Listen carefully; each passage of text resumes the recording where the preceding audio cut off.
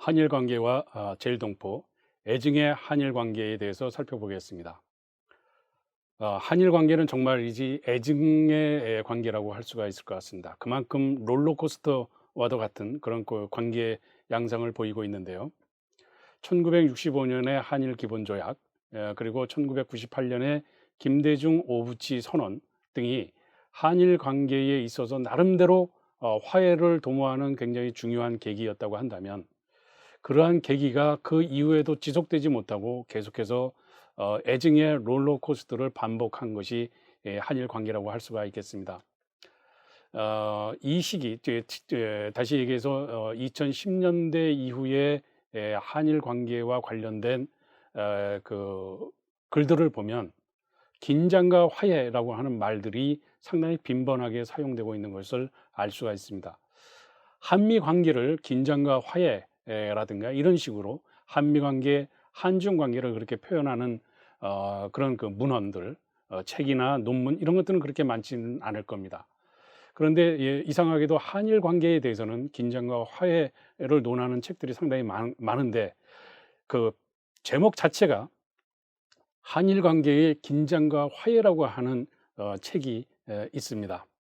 여기에 이제 저 자신도 개인적으로 그 한 챕터를 담당해서 글을 쓰기도 했습니다만, 한일 관계의 긴장과 화해, 이게 이제 한수산 선생이 벚꽃도 사쿠라도 봄이면 핀다라고 하는 1995년에 쓴 책에 나와 있는 내용인데요.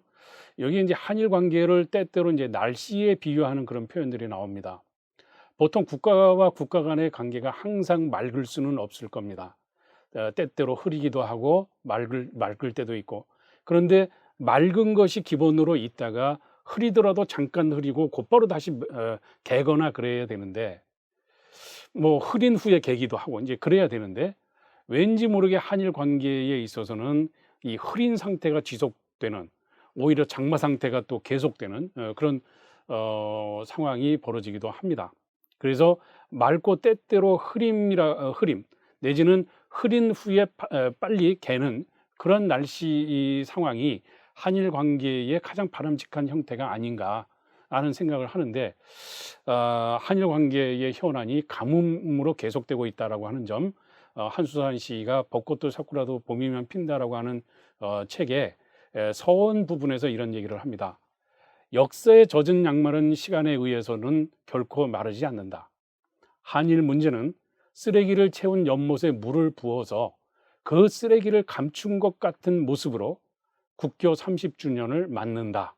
이제 국교 30주년이 65년이죠. 65년 이후에 이제 95년에 이제 쓴 거니까 30주년을 맞는다.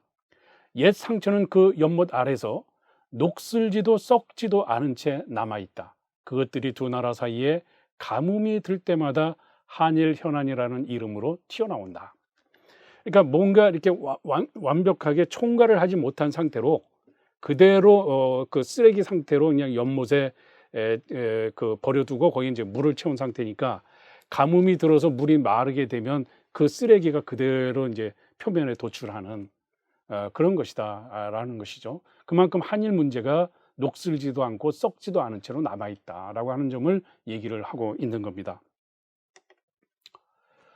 결국 한일 관계가 애증의 관계를 보이는 것은 너무 이제 정치 중심주의적인 그런 접근이기 때문에 그렇다. 그것은 결국 어정쩡한 문제 해결 방식으로 그동안 한일 관계를 다루어온 그런 그 결과이기도 한데, 뭔가 문제가 발생해서 긴장과 대립이 이루어지게 되면 그것을 근원적으로 해결하고 다음 단계로 넘어가고, 그래서 이제 뭔가에 대해서 총괄을 하는 그런 것이 있어야 되는데, 그런 것을 하지 않고 그때그때 모면하는 식의 일단은 그 장마 내지는 그 가뭄, 그것을 일단은 회피만 하면 되는 식으로 땜질식의 처방전에 의존해온 결과 문제는 여전히 남아있는 그런 상태가 됐기 때문이다. 그런데 그러한 한일 현안의 근본적인 해결이 기대하기 어려워진 그런 상황 속에서 땜질식 처방이다 보니까 결국은 어느 순간에는 그게 터질 텐데, 아직은 터지지 않았으니까 다음으로 내가 정권을 맡았을 때만 이게 터지지 않으면 된다 하는 식으로 일종의 폭탄 돌리기와도 같은 형태로 한일 관계를 관리해 온 부분은 혹시 없지 않나. 뿐만 아니라 너무 그 인맥이라든가 인적 네트 외교에서 제도 외교로 이렇게 전환하는 가운데 사실상 큰 정치인이라든가 큰 외교관이 부재한 그런 상황 속에서 이러한 그 관리가 어정쩡한 그런 부분들이 있었고, 물론 그 큰 정치인 외교관들의 담합이라고 하는 것이 사실은 제도적인 해결, 근본적인 해결을 모색하는 것은 아니었습니다. 그 자체가 그야말로 땜질식 처방이었는데, 이게 제도 외교로 전환한다고는 하지만 아직은 제도로서의 외교가 확립이 되지 않은 그런 측면이 어정쩡한 문제 해결의 원인이 아닌가. 특히 정치 우선이라고 하는 한일 관계에서 보면 우리가 늘상 얘기하는 것이지만 중앙정부 간의 관계에 영향을 받는 지방정부 차원의 교류 같은 것들이 있어서 중앙정부 간의 관계가 긴장 관계에 놓이게 되면 지방정부 차원에서의 교류 이런 것들은 전부 다 올스톱 해버리는, 중앙정부에서 서로 갈등을 하더라도 지방정부나 시민사회에서는 계속해서 협력을 해야 그런 것을 통해서 중앙정부 간의 국가 대 국가 간의 갈등을 좀 완화하고 하는 식의 그 방법을 모색할 수 있을 텐데 결국 그렇지 못하다 하는 것입니다. 국가 간의 갈등과 함께 대부분 교류 협력 사업이 정지되는 것은 그만큼 한일 관계가 정치 우선에 정치 중심주의에 발목이 잡혀 있다라고 볼 수 있을 것입니다. 뿐만 아니라 내셔널리즘도 애증의 한일 관계를 구성하는 핵심 요소라고 할 수가 있겠습니다. 실제로 내셔널리즘의 자양분으로서의 한일 갈등이 활용되는 그런 부분들이 있는데, 포스트 냉전이나 포스트 식민 시대의 제국적인 기업과 욕망이 재분출되는 상황 속에서 한국과 일본 모두에서 그런 내셔널리즘이 강화되고 있는 그런 측면을 보이고 있습니다. 그런데 이것이 한국과 일본에서는 그러한데 사실은 포스트 냉전, 포스트 식민 시대 또는 포스트 근대라고 하는 차원에서 보면 글로벌 세계는 이미 그러한 것을 넘어서서 가능하면 내셔널리즘이라고 하는 것도 물론 일부 서양 국가에서는 반이민을 내용으로 하는 그런 그 내셔널리즘이 강화되는 그런 그 부분들도 있지만 그런 사회에서조차 그런 것은 일탈로 여겨지는 그런 측면들이 상당히 강하고, 그런 측면에서 글로벌 사회는 트랜스 내셔널리즘의 시대를 맞이했다고도 볼 수가 있는데, 여기에 비해서 이제 그 동아시아의 경우에는 여전히 내셔널리즘 간의 충돌이 상당히 강한 그런 양상을 보이고 있다. 그런 점에서 글로벌 세계 사회와의 연동이 사실은 좀 필요한데, 그런 것이 이제 한일 갈등이라고 하는 것을 통해서 내셔널리즘이 계속 이렇게 뿌리를 내리고 있는 그런 그 측면에서 보면 그것이 좀 아쉬운 그런 부분도 있다고 할 수가 있겠습니다.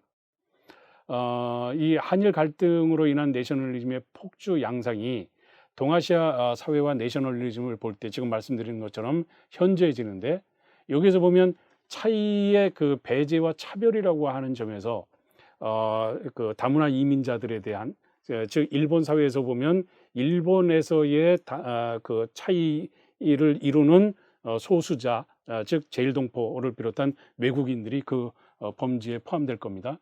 그들에 대해서 배제를 하거나 또는 차별을 하는 그런 양상들이 나타나고, 이런 것들이 한국에 알려지고 하면서 한국과 제일동포 또는 한국과 제일동포 사이에도 또 갈등도 있기는 하지만 한국과 제일동포와 또 일본 사회와의 관계에 있어서 이 내셔널리즘의 충돌이 벌어질 수 있는 여건이 되고 있다 하는 점을 볼 수가 있겠습니다. 그런 속에서 온라인이라든가 오프라인 공간에서의 갈등이 지속되는 양상을 보이기도 합니다.